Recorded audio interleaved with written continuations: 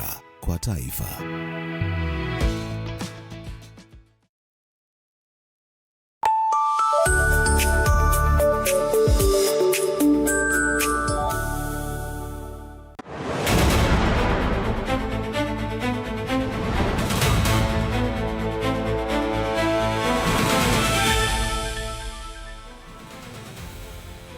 Mbili na kitu.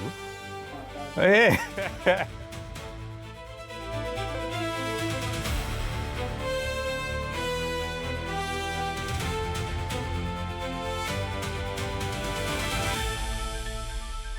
Okay. Yeah. You are watching TV47 Prime. Tonight we keep you up to speed with the stories making headlines, and later we explore whether society is becoming increasingly sexualized and how that is shaping the world around us. I'm Peter Kamau. Our sign interpreter is Catherine Simaloy. Let's get started. Tonight, the president's official website remains offline after a major cyber attack forced the government to shut it down as investigators work to establish how hackers breached the platform. The attackers defaced the website, demanded a ransom of about 41 million shillings in Bitcoin, and renewed concerns about the resilience of Kenya's critical government digital infrastructure. Faith Wangari reports. Kenya is once again coming face to face with the realities of cyber attack, the latest to be hit being Kenya's seat of power.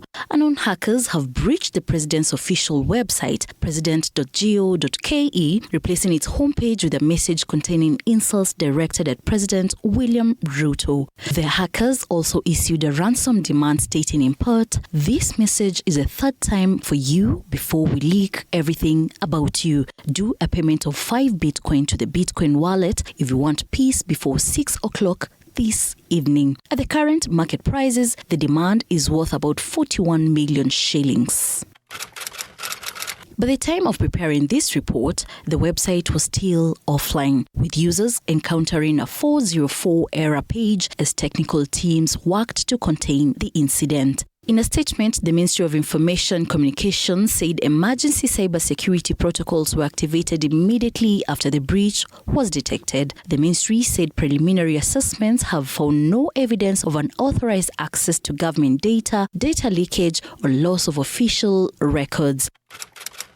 Cybersecurity specialists say attacks of this nature often begin when hackers exploit system vulnerabilities or compromise login credentials. Once they gain access, they alter the website's content, sometimes demanding payment while threatening to leak or destroy data. The incident is the latest in a series of cyber attacks targeting government digital platforms. In November 2025, the website of the Ministries of Health, Education and Interior were also compromised. Faith Wangari, TV47.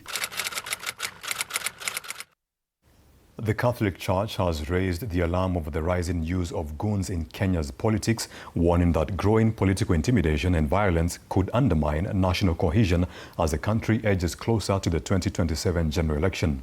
The message dominated the installation of Bishop Simon Peter Kamau as the first bishop of the Catholic Diocese of Wote.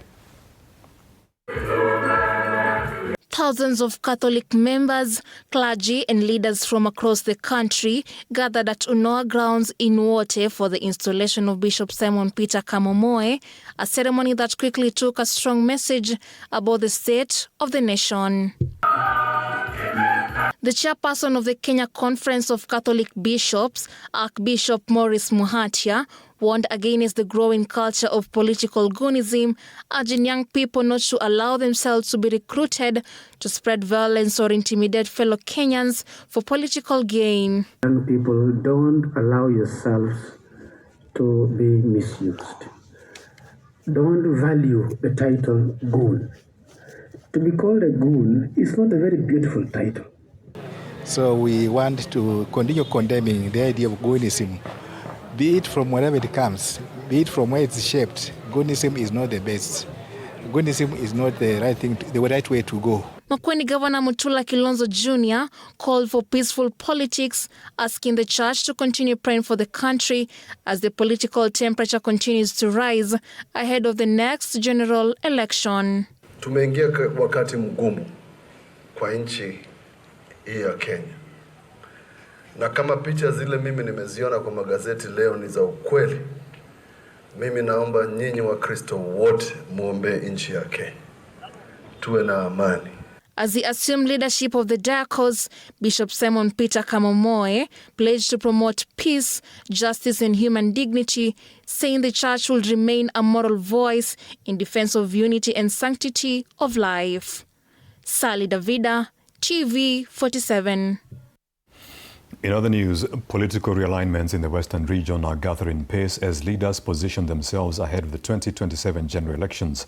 Allies of the broad-based government are now lobbying for Cooperatives CS Wycliffe Oparanya to be named President William Ruto's running mate next year, just days after the Kenya Kwanza faction of leaders from the region demanded that Prime Cabinet Secretary Musalia Mudavadi be given the number 2 slot. The leaders have also told the president to focus his development agenda in the region, terming the Mount Kenya region as thankless. Here's more.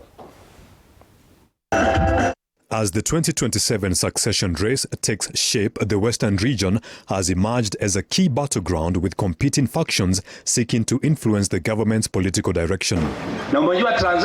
At a meeting in Trans Nzoia, ODM delegates and a section of leaders from the region called for Cabinet Secretary Wycliffe Oparanya to be considered as President William Ruto's running mate in the next general election. Tuko tayari kupangana na wale ambao tumeshirikiana nao. Tumekubaliana kwamba sisi kama jamii ya ODM tumsupport rais wetu William Ruto. Na sisi kama chama cha ODM tumsupport Wycliffe Ambetsa Oparanya kama mwaniaji mwenza wa rais William Samoei nani? Na sisi tunakuja kwa broad based kama partners. Na sisi tukiwa partners, we are putting on the table our candidate. Ule tunajua has been tested. In the other governments, amekuwa number 1 kama waziri. We are serious and we are going to deliver a president after negotiation. Ule tutasema ni huyo, na all of us kama chama, we will rally behind that presidential candidate with all our might like wounded lions and lioness. Tuna support William Samoei Ruto for 2 terms, ndio? Lakini tunataka ikitoka hapa Sugoi ikuje kwetu huku. Western Nyanza iletwe huku, si ndio? And that is why lazima to support William Ruto. The lobbying comes weeks after another group of leaders backed Prime Cabinet Secretary Musalia Mudavadi for the same position, underscoring growing competition for political influence within the region. Mimi mnajua nilikuwa opposition, lakini nimeingia serikali. Nimeingia kwa mlango wa nyuma. Ile serikali ya Kibaki nilikuwa waziri pia, tukaingia mlango wa nyuma. Hii pia tumeingilia mlango wa nyuma. Hii ya 2027 hakuna mimi kuingilia mlango wa nyuma, nataka niingilie mlango wa mbele. Meanwhile, at separate gatherings in Kakamega and Busia, leaders allied to the broad-based government urged President Ruto to expand development projects to other regions, arguing that national resources should be distributed more evenly. Mliona kura ya Olkalau. Jamaa wamepewa kila kitu, lakini hao jamaa hawana aibu. So mimi naambia rais wetu, if you want proper investment, kuja Western, kuja Nyanza, enda Coast, Rift Valley, Nairobi na Northeastern. Sasa serikali ya William Ruto imerudisha Mumias inafanya kazi, Nzoia inafanya kazi. Hiyo ni kazi si kazi. Hiyo ni kazi si kazi. Some of the leaders also said that the recent Olkalau by-election result should prompt a reassessment of the government's political strategy as the race to 2027 continues to gain momentum. Siaya Governor James Orengo has called on Kenyans to stay at polling stations after casting their ballots in the 2027 general election, saying the integrity of the vote must be defended at the polling station rather than in the courtroom. He was speaking during ODM Hulda Momanyi faction's tour of Taita Taveta County, where allied leaders sharpened attacks against the Kenya Kwanza administration. ODM Linda Mwananchi Brigade toured Taita Taveta County as opposition leaders stepped up their mobilization drive ahead of the 2027 general election, seeking to consolidate support in a region long considered a key ODM political bastion.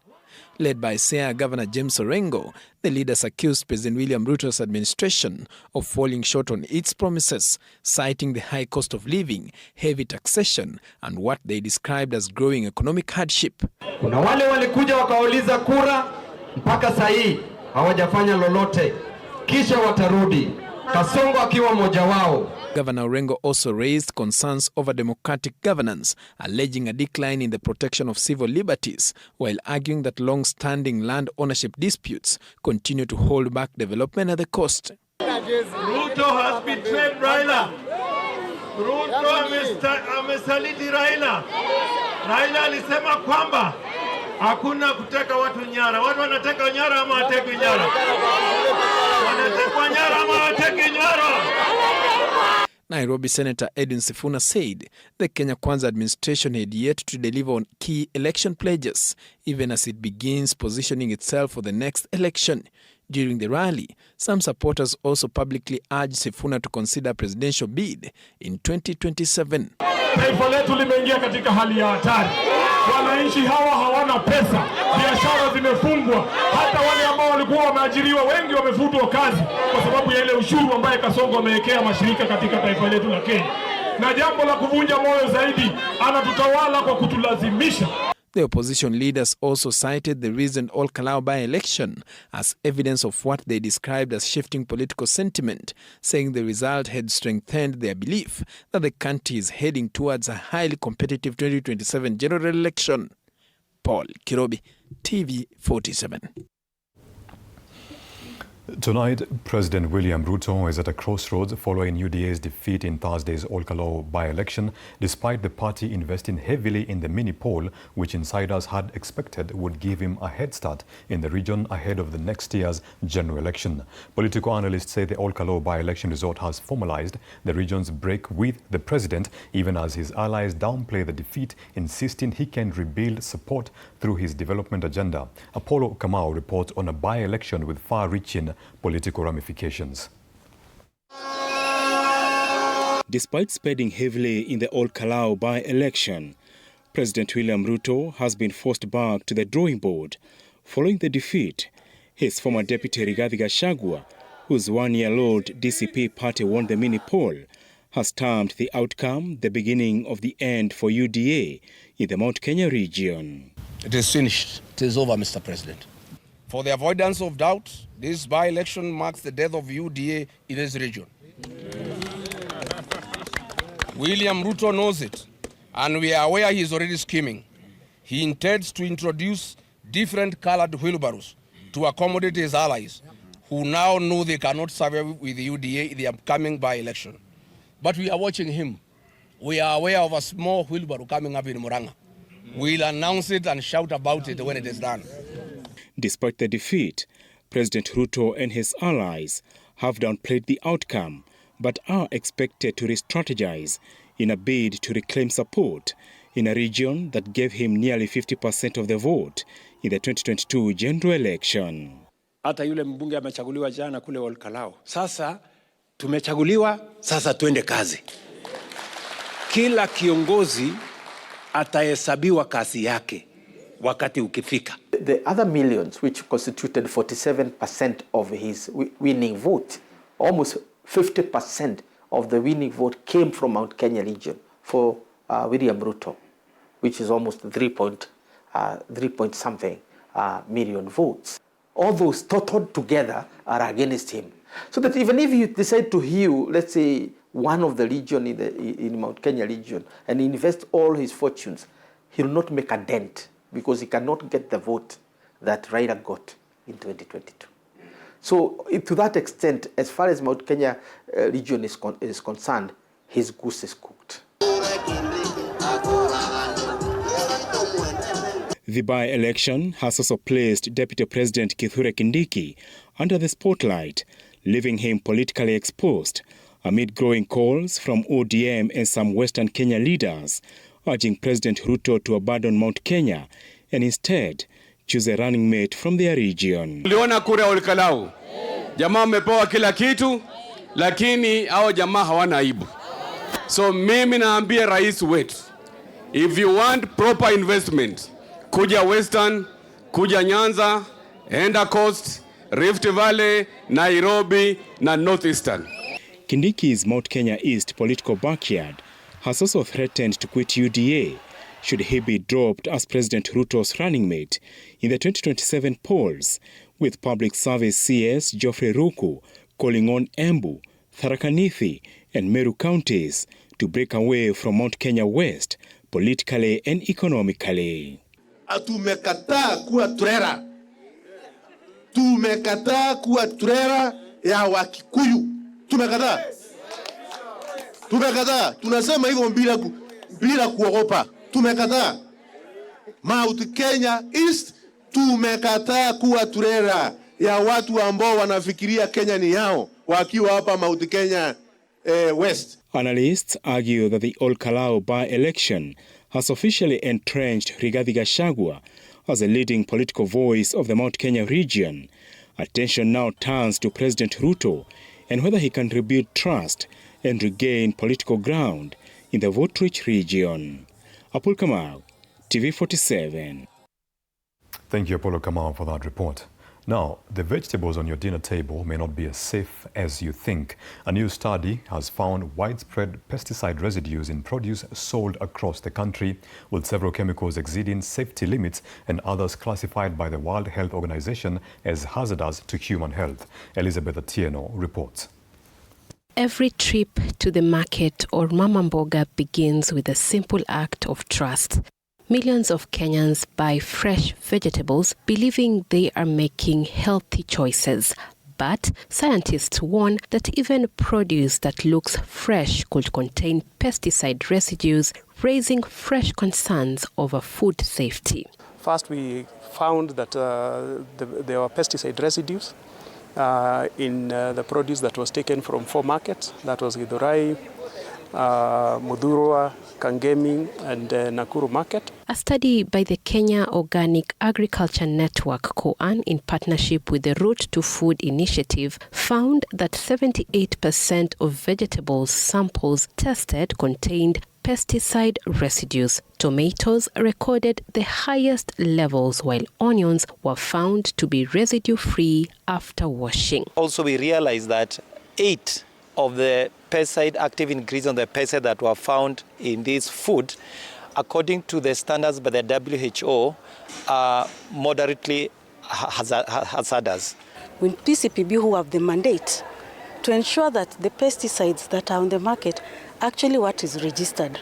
Whatever has been rejected should not find itself on the market. Though we have a challenge, our borders are porous. So we'd still find these pesticides coming in. The researchers also advised consumers to avoid pre-cut vegetables because of concerns over how they are handled and washed. The starting point is all wrong, and it should be discouraged. Experts say simple practices such as washing, soaking vegetables for 15 minutes and blanching them before cooking can reduce pesticide residues by up to 70%. All the methods, starting from washing, had reductions from about 52% all the way to 72.5%. And one of the methods, when we soaked in salt, washed and soaked in salt and cooked, we had an average reduction of over 70%, I think 72% reduction. To be able to address the issues of good use of pesticides, we are developing what we call agroecological strategy for Kirinyaga County. They are now calling for stronger food safety enforcement and safer farming practices to reduce chemical residues before produce reaches consumers. Elizabeth Atieno, TV47, Nairobi. The TV47 and Kenya pipeline companies Linda Bomba, Linda Jamii Roadshow concluded its 3-day safety awareness campaign in Kisumu with a stop in Usoma, Kisumu Central Sub-County. The campaign engaged communities living along the oil pipeline corridor, urging them to protect the infrastructure, avoid encroachment and observe safety guidelines to prevent accidents. During the outreach, residents were also warned against unauthorized construction, farming and other activities within the pipeline wayleave, with officials cautioning that such practices could endanger lives, damage critical infrastructure and pose serious environmental risks. The third day of our sensitization program within the larger Nyanza, Kibos, Usoma area. The message here is about safety around the trucks, to ensure that they don't park trucks in their homes because of the potential of leakages from these trucks. And knowing that homes, we normally have a lot of cooking that goes on, it is important that they make sure that they are there to the designated parking areas, and then they ensure general safety of the trucks that carry these particular petroleum products. Today we are finishing up on the last day, day 3, with the Usoma community. And for your information, Usoma community are neighboring our terminal, so they are very important here. So it matters on safety, and we wish that they know what to do whenever they realize there is anything that requires to be brought to our attention. Pipe ya mafuta, unajua wapi imepitia hapo Usoma? Iko area gani hapa? Kuja hapa wewe. Nijue nikiwa nazungumza nijue nazungumzia yule. Now, sometimes the longest journeys begin on the smallest paths. For Hulda Momanyi, that path started in the hills of Nyamemiso village in Nyamira County and led to the chamber of the Minnesota House of Representatives, where she made history as the first Kenyan-born woman elected to the legislature. In an exclusive conversation with TV47's Faith Wangari, she looks back on the road that shaped her. Faith Wangari began by asking her where that story began. Take a look. I hail from a small village called Nyamemiso in Nyamira County. I've lived in the U.S. Almost 30 plus years now. I schooled there. I mean, I did a little bit of schooling here in Kenya, but then once I migrated there, that's where all of my schooling was done.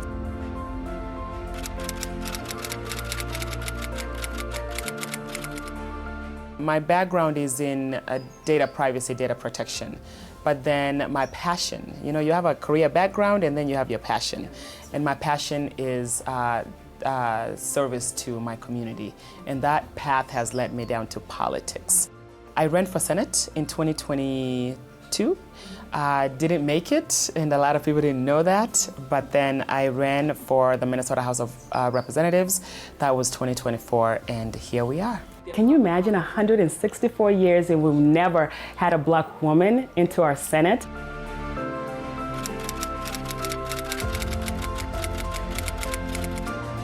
You cannot miss Nyamira avocados.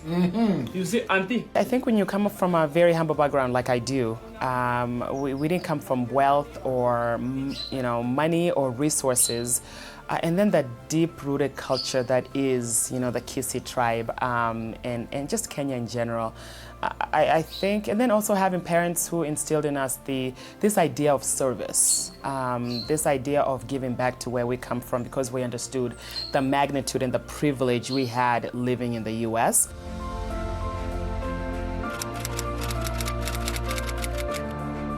The values are, integrity, transparency, just caring for another human being. And those values, I think, are also rooted in my Christian faith. And my parents were very intentional about bringing us back here to Kenya, going to visit Shosho and Ushago, seeing how people are living and the day-to-day struggle of the common mwananchi.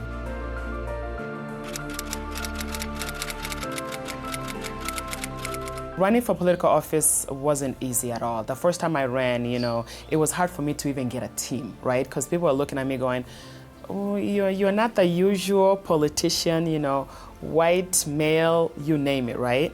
I was this very unique individual who was coming from a completely different background with an accent. But at the end of the day, I understood the assignment, right? I understood that when you are not on the table, you are somewhere else, and you're not a part of making the decisions that actually influence the policies that are being passed into law that impact the day-to-day lives of the common mwananchi.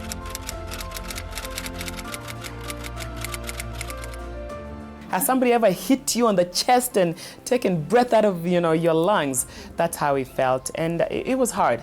I'm not gonna lie to you, I was depressed for a few months, but then my team and my support system, took me out of that. I even brought my whole entire campaign team to Kenya because they were like, all right, we lost. What do we do now to get out of this depression? And they were like, we want to go see where our leader come from,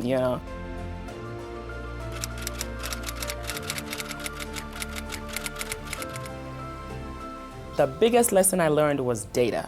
Understanding who the voters were, because we were really focused on our community, empowering our community to go out and vote.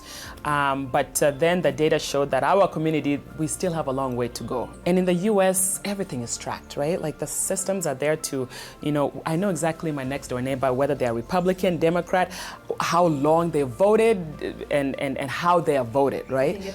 Oh, exactly. Where they live, how many people are in their house, how those people have voted, all of that is tracked. So we use that to look at, okay, the last 5 elections, who has consistently voted? And that's who we targeted.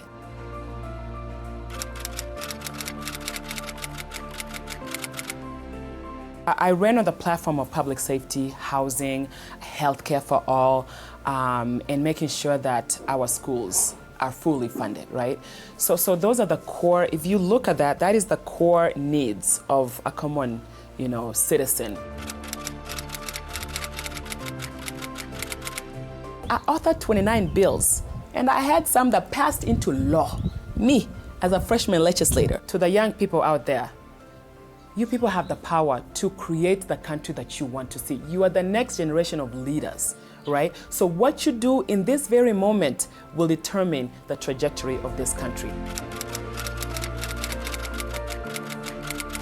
I still have to convince some people in spaces that I find myself in that I do qualify, that I belong in those spaces. I still have to establish my ability. And as a woman, as somebody who has done this for a very long time, it gets exhausting.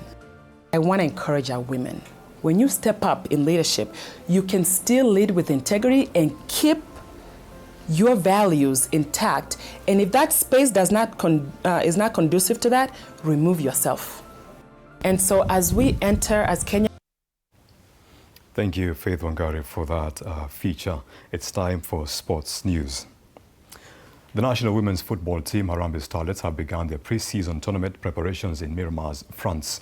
The Beldi Nodemba side are in camp for a week before traveling south to Morocco for their second ever appearance in the Women's Africa Cup of Nations. Kenya are drawn in Group A, termed as the Group of Death, alongside Algeria, Senegal and Morocco. Starlets kick off their campaign on July 26th with an intriguing encounter against host Morocco in what promises to be one for the history books. Nairobi venye tuko hapa sahi France, I think training imeimprove tu sana. Yeah, watu wanaendelea kupush na naona kila mtu ana give 100%. Vitu zimekuwa twice a day, kitu tumekuwa tukifanya Kenya, but intense. Like watu wamerealize like hatuna like time inasonga, so intense iko poa and positive attitude and mindset. Yeah, kila mtu ako ready. Like I'm just happy to kwenda compete in AFCON kwa sababu it's a bigger opportunity and you never know. So mimi nikiweza pata minutes za kuplay, I will prove myself kwa sababu huwezi jua nani ako nje anaangalia. Yeah. Elsewhere, local volleyball, the Kenya Women's National League is heading down to the wire. Defending champions Kenya Pipeline swept Kenya Prisons in a straight set in Game 2 to tie the series and force a decisive final match tomorrow at Kasarani. Meanwhile, history has been made in the men's category. The Kenya Ports Authority have clinched their first ever National League title. KPA dismantled debutants Chema VC in 3 straight sets in Game 2 to secure their historic maiden crown. Off the court, a massive boost for the sport as gaming firm Better Bet Power rolls out its locker room bonus initiative, awarding cash rewards to the finalists. Even better, Bet Power will officially sponsor the entire upcoming season, directly paying bonuses to players and the technical bench after every single victory. Our left attackers didn't receive well, and it was hard for us to convert the bad reception into an attack. So I can say our blocking also didn't work well. So we played a casual game, that's what I can say. We had a training in the morning today to rectify a few things. We are going back to train again in the morning to rectify a few things so that when we come to the final match, we'll be ready to tackle them all the way. Already we put some money into the current season's awards to ensure that we kick off the sponsorship or the partnership in a good note. We are going in for Africa Cup of Nations very, very soon, and the assurance that we are going to have a very well supported league next year. It is very good. It has put the smile on every volleyball player and every volleyball official. We are very, very thankful because for us at Kenya Volleyball Federation, we believe that everything centers around the player. And finally, France and England will face off in the FIFA World Cup 2026 third-place playoff at Miami Stadium on Sunday at midnight, with both sides aiming to finish their campaigns on a high. And that brings us to this edition of TV47 Bulletin. However, we're taking a short break, but when we come back, it's time for a main discussion. Stay with us.